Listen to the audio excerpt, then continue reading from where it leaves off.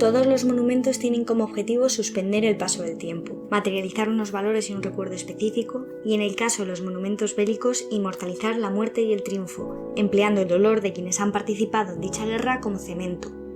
En otras palabras, los monumentos no reflejan en sí una historia contrastada y académica de unos hechos, sino la memoria emocional y partidista de quien los construye. Una de las personas que más claro ha tenido esto en España ha sido el dictador Francisco Franco, quien incluso durante el transcurso de la Guerra Civil ya realizaba políticas de memoria, borrando los homenajes a republicanos e imponiendo su simbología a un amplio coste económico. En 1938 se creó la Comisión de Estilo en las conmemoraciones de la patria. Su objetivo era claro: debía justificar el dolor y mal provocado por el fallido golpe de Estado y la Guerra Civil. Para ello, el franquismo debía persuadir y empapar la forma de pensar la ciudadanía, es decir, necesitaba un imaginario que tomara cuerpo físico para transmitir y arraigar sus ideales. Al terminar la guerra, el bando sublevado continuó con estas políticas de memoria, teniendo ahora bajo su mando el gobierno de un país desolado, hambriento y aún muy dividido ideológicamente. Por ello, reconstruyó España con voluntad de lograr una representación y justificación legítima de su régimen dictatorial, para generar la nueva España que compitiera en el caso de Madrid contra el no pasarán de aquellos que apelaban a Numancia y al sentimiento antifrancés para resistir el asedio y los bombardeos de las tropas franquistas. La simbología franquista que actualmente es más polémica es la de monumentos como el del Valle de Cuelgamuros. No obstante, este no es el único vestigio que queda en Madrid. De hecho, forma parte de un conjunto monumental que llamaremos el Eje de la Victoria, construido para celebrar el triunfo de Franco y conmemorar su posterior dictadura. Se encuentra alineado con el Arco de la Victoria, de donde salían romerías hacia el valle para celebrar la victoria franquista, y que es además el centro de la Plaza de la Moncloa y la entrada a la ciudad universitaria, ambos lugares de memoria claves para los sublevados. No obstante, el régimen franquista duró casi 40 años, por lo que se produjeron muchos cambios en la narrativa oficial de estos monumentos del Eje de la Victoria madrileño, que ahora está en plena disputa. Para entenderlo hemos de remontarnos a sus orígenes. La batalla de la ciudad universitaria fue una de las primeras en iniciarse en la Guerra Civil y una de las últimas en terminar. Lo que fue el proyecto de Alfonso XIII, una ciudad universitaria al más puro estilo de las estadounidenses e insignia de la Segunda República, acabaría en 1939 en ruinas y con sangre, balas y metralla en sus muros devastados. Esto contribuyó a generar la primera visión del franquismo de estos lugares de memoria, para justificar el sufrimiento y dolor de la Guerra Civil, entendiendo a Madrid como una ciudad heroica, pero que había sido engañada y que el franquismo había logrado depurar. Por ello, en un primer momento se planteó dejar la ciudad universitaria en ruinas e intacta para sacralizarla y convertirla en un sitio en el que los futuros españoles pudieran conmemorar a toda la juventud que perdió su vida por el autodenominado Imperio hacia Dios, es decir, para homenajear las muertes del bando sublevado, santificando la guerra civil como si hubiera estado motivada por un mandato divino. De hecho, desde la Jefatura de Turismo se propusieron itinerarios por las trincheras y ruinas del asedio a Ciudad Universitaria, con el objetivo de recordar el triunfo de la autodenominada Cruzada. De nuevo, una referencia franquista al supuesto mandato divino que les hacía tener el deber de erradicar a lo que ellos llamaban la horda marxista y roja en España, como si la guerra hubiera sido contra una potencia extraña, extranjera y antiespañola, y no contra otros españoles. No obstante, sin abandonar esta idea de cruzada, Franco y sus allegados terminaron decidiendo reconstruir la ciudad universitaria y dedicarla para su propósito educativo inicial. De esta manera se modificó el relato de la memoria en este lugar, porque el objetivo seguía siendo rememorar la victoria franquista en la guerra civil, pero no desde la desolación y la catarsis, sino desde la convicción de que la muerte de los sublevados había sido el germen de la nueva España. Ya no hay aparentemente lucha, sino esperanza. Aquí sucumbió la flor del mejor de la juventud, inmolada en el más puro de los sacrificios. Diríase que ha sido prodigiosa su fecundidad.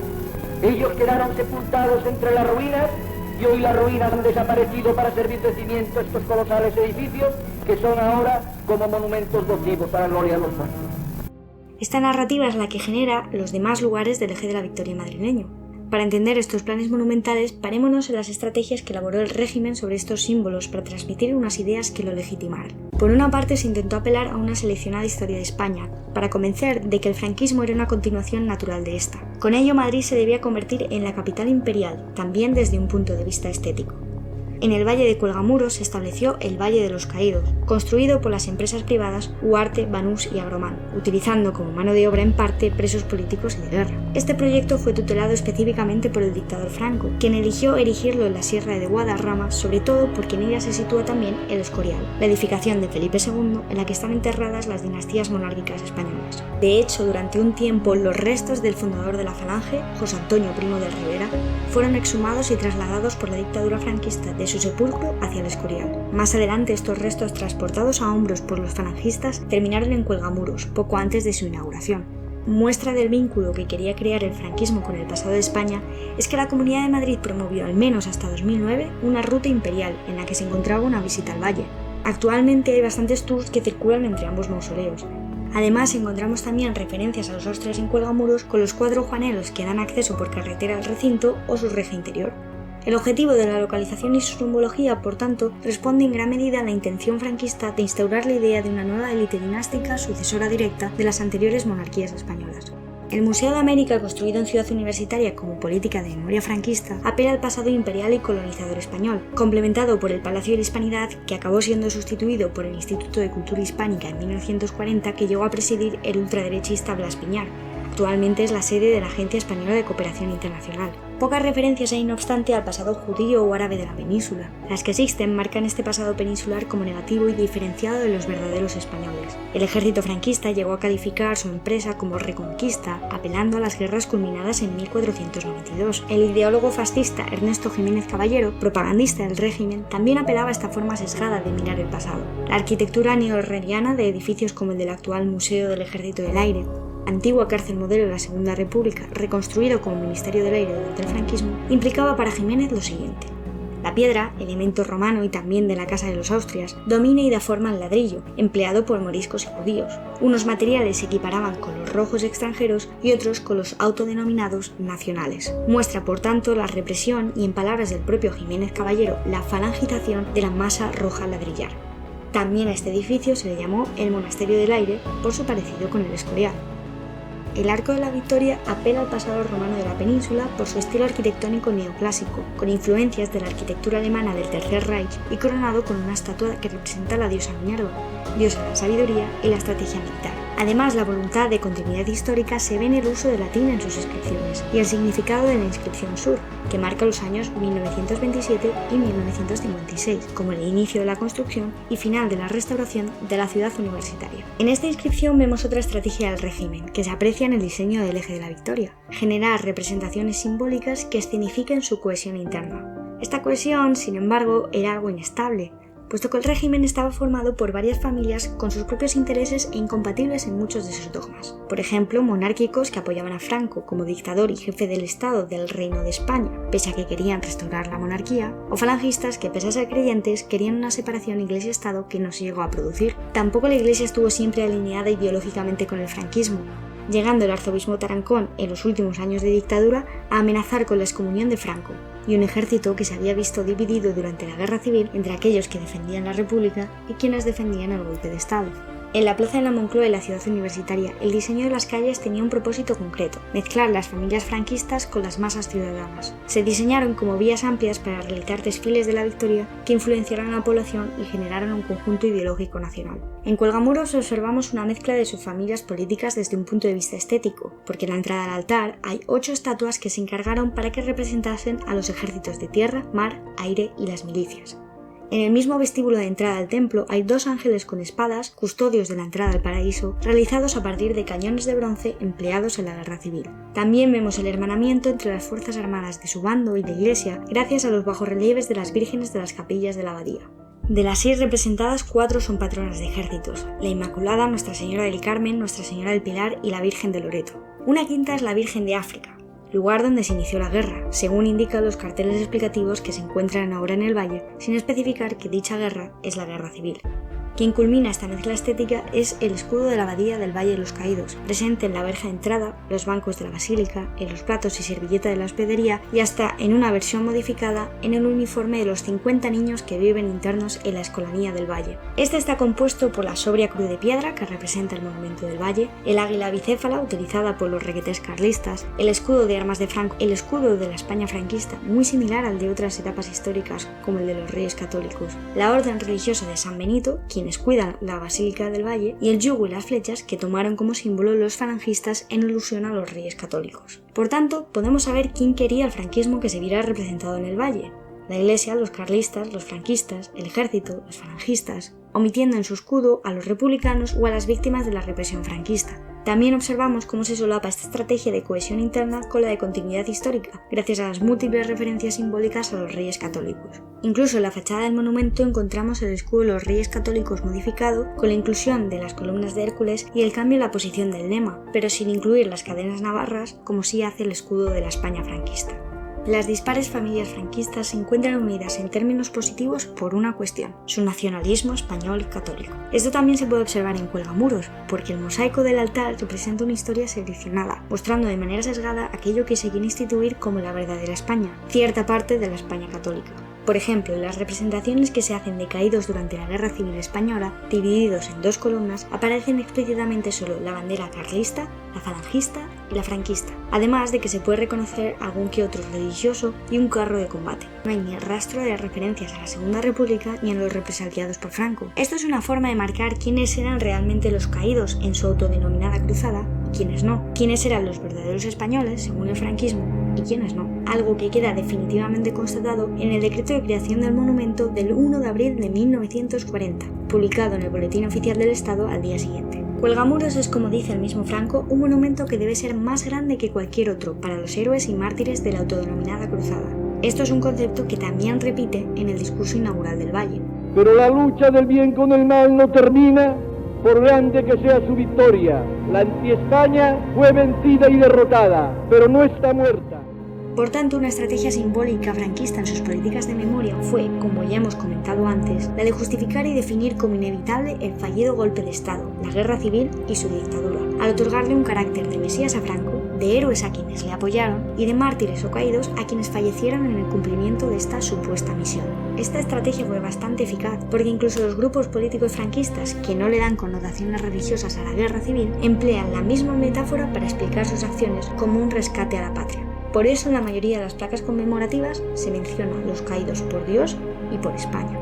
En el Valle de Cuelgamuros se ve un programa iconográfico de tapices del Apocalipsis y referencias al paso hacia el infierno o el paraíso, en el cual Franco claramente bendecía a quienes le apoyaban. Igualmente, ese espíritu de hacer del Valle una representación del juicio final lo encontramos en la estatua del arcángel apócrifo Uriel, representado en el lateral del altar. Este arcángel, quien pese a haber sido prohibido por el Papa Zacarías en el 745 seguía siendo importante en la comunidad hispana, está representado de forma especial y asimilado con Salatiel, es decir, convirtiéndolo en un arcángel de plegaria por los muertos. En otras palabras, el dictador Franco en este proyecto suyo quiso realizar un purgatorio de las almas españolas, dejando claro aquellas que irían al paraíso, que serían las de sus combatientes. La plaza de la Moncloa se denominó Plaza de los Mártires y en 1948 se organizó un concurso para la creación de un monumento dedicado a los caídos de esta supuesta cruzada. Este se situaría en la entrada a Madrid por la carretera de La Coruña, en el arranque de la ciudad universitaria, precisamente la misma ruta de entrada franquista a la ciudad. Además, estaría alineado con el Valle de Cuelgamuros. El edificio actualmente es la Junta Municipal Moncloa-Aravaca y va a contar con la típica cruz sobria de los monumentos conmemorativos franquistas como la del Valle, y ambas cruces se mirarían a través del Arco de la Victoria, añadiendo así una capa de ritualismo y simbología a este eje. El Arco de la Victoria, único en el mundo por haber sido construido en el mismo campo de batalla, cuenta en su friso norte con una inscripción en latín en la que se recalca esta idea de triunfo de la autodenominada cruzada. Algunos interpretan esta inscripción como la victoria de la sabiduría frente a la barbarie de la guerra y por lo tanto un intento de reconciliación por parte del régimen. Lo cierto es que homenajeaba a los ejércitos victoriosos entre 1936 y 1939, es decir, los franquistas, y que además estaba planeado que contase con una estatua ecuestre de Franco en su fachada norte. Franco era el héroe de España según la propia narrativa franquista, pero no fue el único al que se le quiso representar en la Plaza de la Moncloa. El Plus Ultra fue el primer vuelo con un único avión que se realizó entre España y América del Sur. Entre los tripulantes de este avión estaba el piloto, Julio Ruiz de Alda, que estuvo encarcelado y fue asesinado por anarquistas en 1938 en la cárcel Modelo situada antes justo enfrente del monumento, y el comandante Ramón Franco, el hermano de Francisco Franco. Pese a que dicho vuelo se realizó en 1926, la primera piedra del monumento se colocó en 1951, coincidiendo con toda la construcción monumental de la plaza, además culminada con el águila de San Juan, el águila de los Reyes Católicos que se apropió del franquismo. Pero hay un detalle importante para entender el eje de la Victoria, y es que no se llegaron a finalizar el monumento a los caídos en la Moncloa ni el Arco de la Victoria como se quería, ni se inauguró el arco ni el monumento al Plus Ultra. El proyecto del Eje de la Victoria se quedó incompleto por varios motivos. En términos presupuestarios, todos estos monumentos eran increíblemente costosos. El valle costó más de 1.000 millones de pesetas, unos 6 millones de euros. El Arco de la Victoria costó 8 millones de pesetas, mientras que en España se calcula que murieron durante los primeros años del régimen al menos 200.000 personas indirecta o directamente por hambre. Aunque se financiaban a través de las loterías nacionales o de la suscripción nacional, fondo voluntario de los afines franquistas, este dinero no era suficiente para completar los monumentos. Además, el régimen estaba cambiando por sus problemas internacionales. Sus aliados, Alemania e Italia, quienes habían sido un referente también en términos artísticos, habían perdido la Segunda Guerra Mundial. Y si el dictador Franco quería aprovechar la mano que le tendía a Estados Unidos para reintroducirse en el panorama internacional como fuerza anticomunista en la Guerra Fría, debía suavizar aquellos homenajes a la represión y asesinato de una parte de España. Esto conllevó cambios de mentalidad del régimen, que también se vieron reflejados en la política de memoria del franquismo de este enclave. Una de las principales formas de hacerlo fue a través de un cambio en la narrativa de la guerra civil. Ya no se hablaba de cruzada, sino de enfrentamiento entre hermanos, con barbaridades en ambos lados. Así se trató de integrar a aquellos enemigos que ahora debían parecer formar parte del mismo grupo, a través de su redención y del perdón franquista de sus actos. Esto, no obstante, no implicaba una equiparación entre ambos bandos, porque el franquismo seguía teniendo claro quiénes eran y quiénes no los que consideraba verdaderos españoles. Lo que se intentaba era parecer menos tiránico y represor, independientemente de las prácticas contrarias a derechos humanos que ocurrían en su régimen, con fusilamientos, tortura, censura y hasta robo de bebés. Esto se vio reflejado en el franquismo monumental. En Cuelgamuros encontramos la Virgen de la Merced en un bajo relieve y capilla, que tenían por objetivo representar a los presos, y según la propia web de los benedictinos, a los obreros del valle que eran presos políticos y que cumplieron sus penas con el trabajo en este monumento. El valle contó con dos tipos de población presidiaria trabajando en su monumento, previos a 1943, cuando por falta de obreros las empresas privadas y el Estado concordaron usar mano de obra presa obligada, y a partir de 1943, cuando se ofreció a aquellos obreros por cargos políticos que no criminales trabajar en el valle a cambio de redimir 2 días de condena por cada día trabajado y 2 pesetas diarias, de las cuales solo recibirían 50 céntimos según el mismo patronato de redención de penas por el trabajo. Los defensores del monumento ven este acto de redención de condena como una muestra de benevolencia y voluntad de reconciliación por parte del régimen. No obstante, desde el mismo franquismo, este estilo de trabajo obrero por parte de presos políticos se veía como una solución al estimado millón de población presidiaria y como forma de recuperación moral de los extraviados ideológicamente, un lenguaje bastante lejano al afán de reconciliación y más cercano al afán de represión y adoctrinamiento ideológico de toda la población. En esta línea está la cuestión fundamental y clave del viraje en la política de memoria franquista en el Eje de la Victoria y en concreto en el Valle. En 2003 se llevó a cabo la excavación de una fosa común en Aldeaseca, Ávila. Los familiares llevaban esperando años para recuperar los restos de sus padres, abuelos y maridos fusilados y enterrados allí. No obstante, cuando los antropólogos forenses empezaron a excavar, encontraron solo fragmentos de huesos abandonados de una exhumación anterior. Es decir, alguien había movido los huesos de los fusilados sin permiso ni conocimiento de los familiares a otro lugar. Uno de los propósitos del Valle de Cuelgamuros era su establecimiento como cementerio masivo para el recuerdo de la Guerra Civil, convirtiéndolo en la fosa común más grande de España con capacidad para 60.000 cuerpos. Desde 1958 se ordena el traslado masivo de cadáveres. En un primer momento se había planteado que fueran los restos de los caídos en la autodenominada Cruzada y Guerra de Liberación, en concreto personas del ejército sublevado o asesinados por el bando republicano. No obstante, apenas había familias que quisieran el traslado de sus allegados al valle. Por ejemplo, familias de los asesinados en Paracuellos se negaron a su traslado. Por ello, además de por el intento de adecuarse a las exigencias internacionales para integrarse en el lado estadounidense de la Guerra Fría, se cambió la orden, de manera que se solicitó dar sepultura en el valle a personas sin importar en qué bando combatieran. Desde 1959 hasta 1983, entrada ya la transición española, se trasladaron la mayoría de los restos hasta llegar a los casi 34.000 personas oficialmente enterradas en el valle, sacando sus cadáveres de fosas comunes, en el caso de los republicanos, o de cementerios militares, en el caso de los sublevados, sin consulta a los familiares, que en localidades pequeñas eran de sobra conocidos. Se llegó a hacer hasta sesión doble gratis en el cine del Escorial para que nadie viera la llegada de los camiones que traían cuerpos desde todas las partes de España. Quizá una de las cuestiones más crueles de todo ello fueran testimonios como los que nos deja esta factura malagueña, en la cual se solicitan 90 ataúdes para 10 personas cada uno para traslado de republicanos y 24 cajas individuales para el traslado de franquistas. De los 34.000 inhumados en el valle, según los registros oficiales, hay 21.000 identificados del bando sublevado, aunque ni siquiera existe una placa conmemorativa con sus nombres, y más de 12.000 republicanos desconocidos. Aún así, la cifra real de enterrados podría acercarse más a los 60.000, según estimaciones del antiguo abad benedictino Anselmo Álvarez. En principio están mezclados los restos mortales de los contendientes de ambos bandos, respondiendo a la estrategia del régimen de transmitir la imagen de hermanamiento y reconciliación. No obstante, esta reconciliación fue forzada y falsa, puesto que muchos restos fueron trasladados sin la autorización y ni siquiera el conocimiento de sus familiares. Hoy en día aún hay familias que buscan el cuerpo de sus allegados, muchos de los cuales fueron condenados y asesinados por crímenes por los que ni siquiera fueron juzgados. Además, había claramente una diferenciación jerárquica entre los muertos. Algunos restos están incrustados hasta los resquicios entre el techo y la pared de los sepulcros, y con problemas de humedades que hicieron que los propios monjes benedictinos de la abadía trasladasen en los años 90 los restos de unos niveles de enterramiento a otros, de nuevo sin conocimiento de ningún familiar. De hecho, los equipos forenses han confirmado que el estado de conservación de los restos es tan malo en ciertos niveles que va a ser imposible su identificación. No obstante, el falangista Primo de Rivera y el dictador Franco tenían sus tumbas en el altar de la basílica, donde la gente les solía dejar hasta flores. El entierro de Franco en Cuelgamuros fue bastante particular, puesto que se decidió enterrarle pese a que no había planes previos en el valle, siendo así el único cadáver no fallecido en la guerra civil que se tiene constancia de que allí se encontraba. Para intentar corregir esta diferencia jerárquica y claramente partidista del franquismo y lograr la reconciliación en Cuelgamuros que consideraban inacabada, presidentes democráticos como Adolfo Suárez y José María Aznar propusieron trasladar los restos de Manuel Azaña, presidente de la Segunda República, para que descansaran también en el altar del valle. No obstante, Dolores de Rivacheri, la viuda de Azaña, rechazó esta oferta. Por tanto, es difícilmente defendible que estos enclaves y lugares de memoria supusieran la reconciliación que vendían, más aún cuando el Eje de la Victoria ha sido un lugar de peregrinación de los mal llamados nostálgicos, es decir, de los franquistas y falangistas que acudían en ánimo de rememorar el fallido golpe de Estado y los casi 40 años de dictadura en fechas emblemáticas como el 18 de julio o el 20 de noviembre. ¿Por qué, sin embargo, mucha gente, incluso la que se declara demócrata, los considera lugares intocables? Uno de los procesos que ocurría en el Eje de la Victoria es que los monumentos que forman parte de él se han naturalizado, han quedado integrados en el paisaje, de manera que mucha gente ha construido su vida con ellos de fondo. Han subido al intercambiador de Moncloa de camino al trabajo, han visto de fondo la Cruz del Valle de camino a sus vacaciones en el norte de España. Muchas de estas personas desconocían y aún desconocen la realidad de estos monumentos.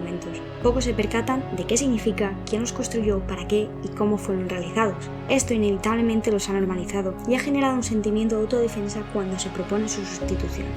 No obstante, todo esto no es fruto exclusivo del paso del tiempo. También se debe a la acción política alrededor de estos lugares. Por una parte, los cambios de narrativa del régimen dictatorial. Por otra, las acciones de reforestación en los alrededores del valle y hasta la creación de un sendero vía crucis para elaborar un marco de piñares al monumento. Y por último, por las estrategias de la etapa democrática. Actualmente, ni el Museo del Ejército del Aire ni la Junta Moncloa-Aravaca cumplen con sus funciones originales, ni se indica cuáles fueron estas en sus inicios, pese a las propuestas de la Comisión de Memoria Histórica del Ayuntamiento de Madrid de colocar unas placas conmemorativas. Al mismo tiempo, el Arco de la Victoria ha quedado aislado, rodeado de carreteras y sin paso de peatones que permitan aproximarse a él.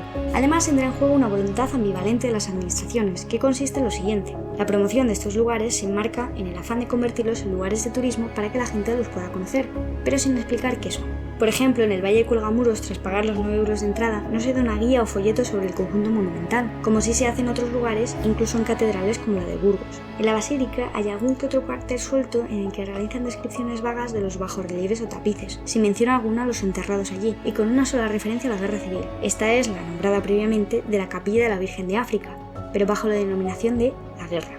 Ni siquiera en la tienda de regalos se puede comprar ninguna guía que explique el lugar. Esto provoca que los visitantes que se acercan ahí con vocación turística salgan de allí sin un conocimiento real del lugar. El Arco de la Victoria cuenta con una descripción en la web del Ayuntamiento de Madrid que no deja lugar a dudas de su origen reivindicativo franquista, pero en sus inmediaciones no hay ninguna referencia al mismo, por lo que es habitual ver a gente sacándose fotos como si se tratase de un monumento más y no un homenaje a un régimen dictatorial que cometía violaciones masivas de derechos humanos. Estos lugares se encuentran destrozados. El Arco de la Victoria está lleno de grafitis, botellas rotas y hasta su suelo está levantado. De hecho, esto ha provocado que la Asociación por la Reconciliación y la Verdad Histórica, de un marcado carácter conservador con respecto a los monumentos, haya denunciado al ayuntamiento. En este caso, uno de los grandes problemas radica en que ninguna administración se quiere hacer cargo de su mantenimiento. El consorcio urbanístico de la ciudad universitaria, propietario del edificio, le cedió el uso del subsuelo y el mantenimiento al Consorcio Regional de Transportes, gestionado por la Comunidad de Madrid.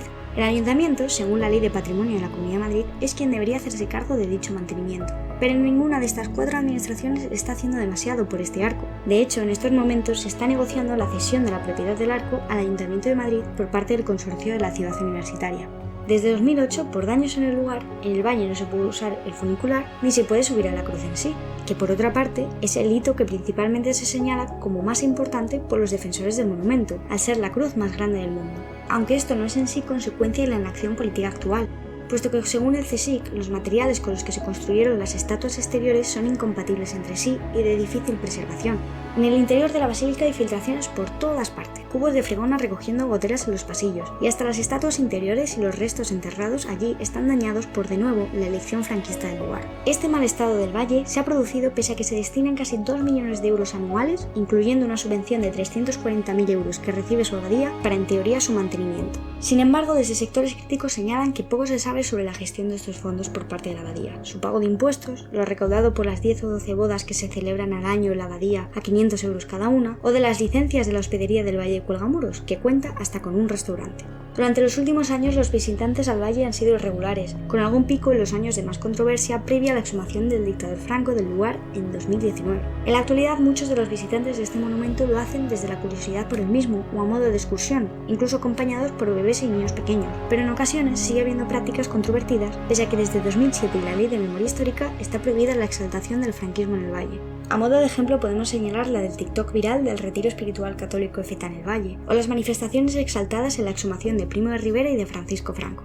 Por tanto, las acciones tomadas por los gobiernos democráticos parece que responden a un intento de neutralización de los espacios, bien por omisión y voluntad de que caigan en el olvido, bien por la falta de tomar medidas más contundentes en estos lugares para explicarlos mejor a la ciudadanía.